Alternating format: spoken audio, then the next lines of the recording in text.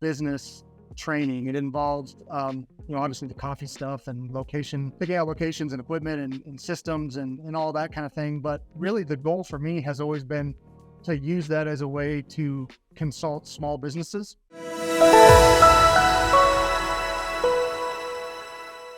I can tell you a lot of times we're buying real estate, we're actually trying to change the past. We don't want people to drive by it and think what they've been thinking the last 10 years. That's where the opportunity is, but certainly that's an uphill battle we usually climb. 2012, you sold, got out. Why is that? Yeah. So I've always been known as the coffee guy, right? So, I mean, I've literally traveled the world. I've been to China twice, Japan, Peru, the Caribbean, doing all these different coffee things, right? I traveled around on a national food circuit as the ultimate barista, right? Sounds really cool. Los Angeles, New York, Miami, Orlando, all the cool spots. That's awesome. At home, nobody could see my legs, right?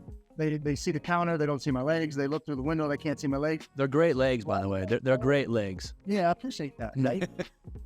I appreciate that. And say, oh, wow, you have legs. That's what people would tell me when they see me out. Oh, you have legs.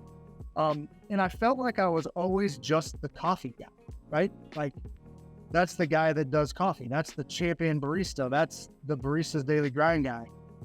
And I guess I felt like I had more to offer, right?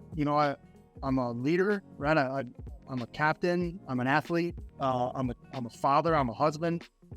I'm more than that, right? The coffee industry gave me so much, right? So many opportunities and grew me so much, but I needed to get to a position where I could be of influence. I'm a leader of men, right? Like I want to be that. I want to create a positive impact in one way or another. And I was doing that right on a day-to-day, but not to the level that I wanted.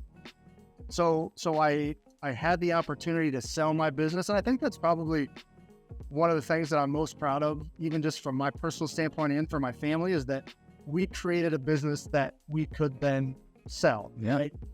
So one of my customers, love him to this day, John McCoy, he owns Orthman Manufacturing. Matter of fact, they just sold Orthman Manufacturing. That's around the news today. But he had a manufacturing company in Lexington. Well, they were expanding their organizational development department. Right. And it was all the things. It was leadership. It was training. It was culture. It was all the stuff that I was after.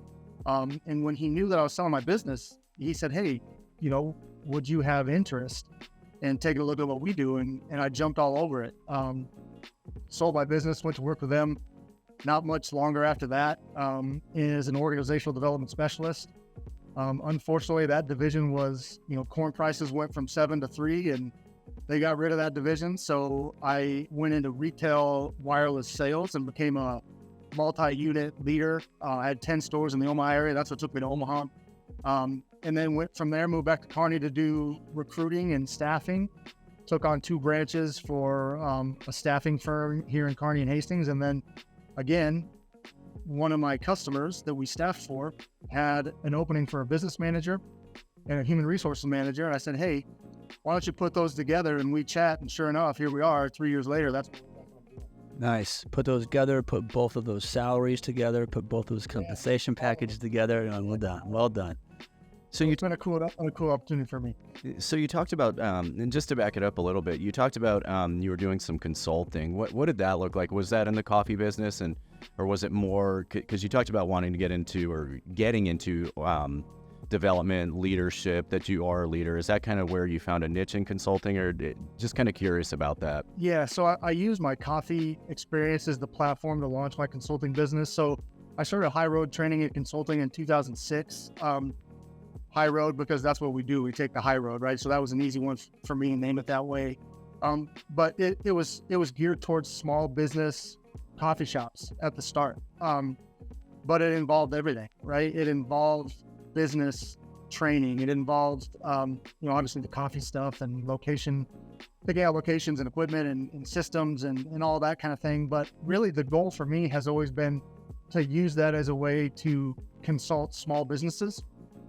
Life has gotten in the way quite a bit to where I can't do it anymore. Not like that, right? I'd literally go places for 2 weeks at a time and and spend that time with those businesses. And I can't really do that anymore, but I would really love to get that back up and running and turn that into some HR consulting and leadership and some of those types of things.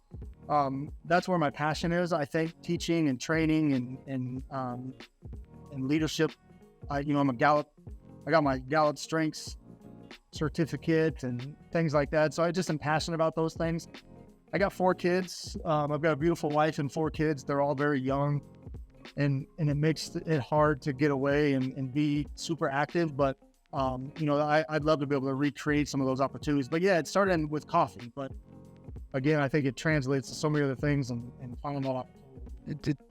It sounds like you've been pretty active. I know I wouldn't play yourself short there. Exactly. Yeah, very active. It just doesn't look like it used to.